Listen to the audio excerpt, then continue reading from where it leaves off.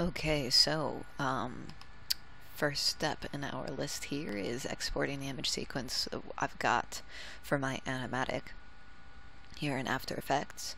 I'm going to export this as a very lossy JPEG sequence because really what I need is I just need very small image size, very small file sizes, which I can then take into Maya, and I'm purely using it as reference. So I'll be a very naughty artist brat and use JPEGs instead of something a bit more lossless like PNG and Targa. Okay, so now in After Effects, what I've got is I've got each of these shots set up and cut together, animated.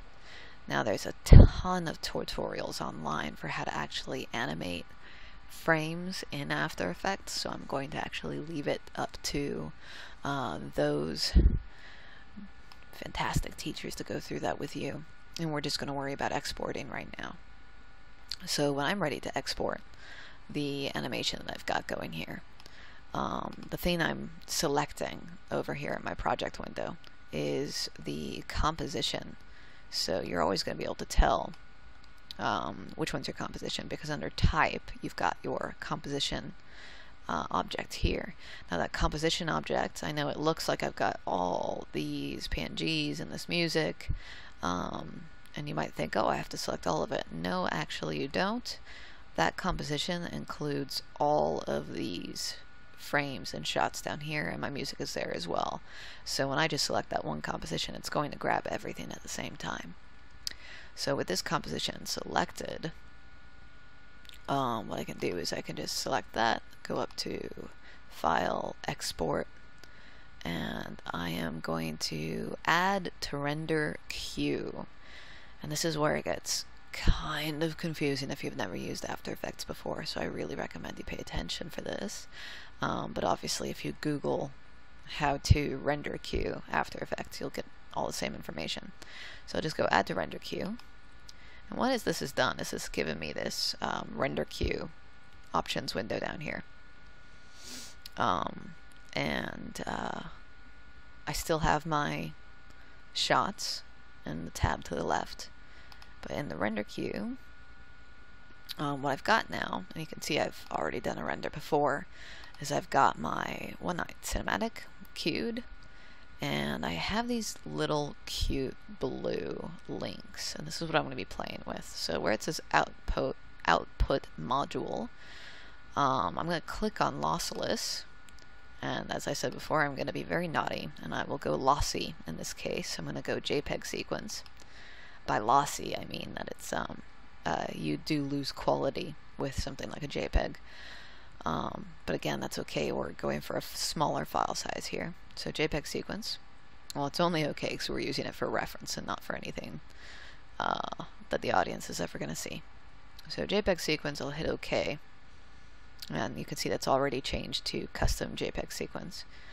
Output 2. So I'll select that. And I want to make sure that that is outputting somewhere where it's not going to eat up a lot of my hard drive space. So I had already created this One Night Animatic folder before, which is nice. But if I want to do this again, I will actually come down here and set up a file name that makes sense for me. So whenever I'm working on cinematics, I will go ON for One Night underscore. I've got Cin for cinematic underscore again, animatic, because that's, well, basically what it is. And then underscore number. This is going to be 01, 02, 03, 04, 05, etc., etc. And save in subfolder is kind of fun, because it'll create that little subfolder for me already. So just go One Night Cinematic, and that's fine.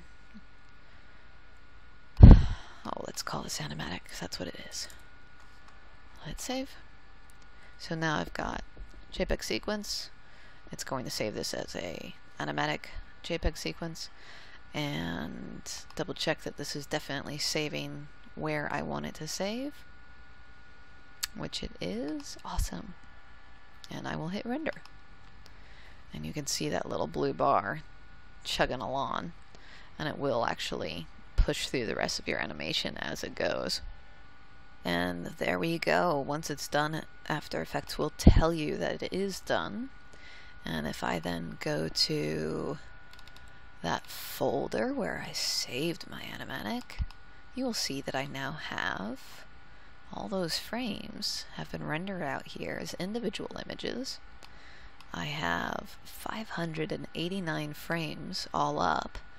That's 589 frames for what amounts to about 23 seconds of animatic. So just to give you an idea, there are a lot of frames go into producing animations.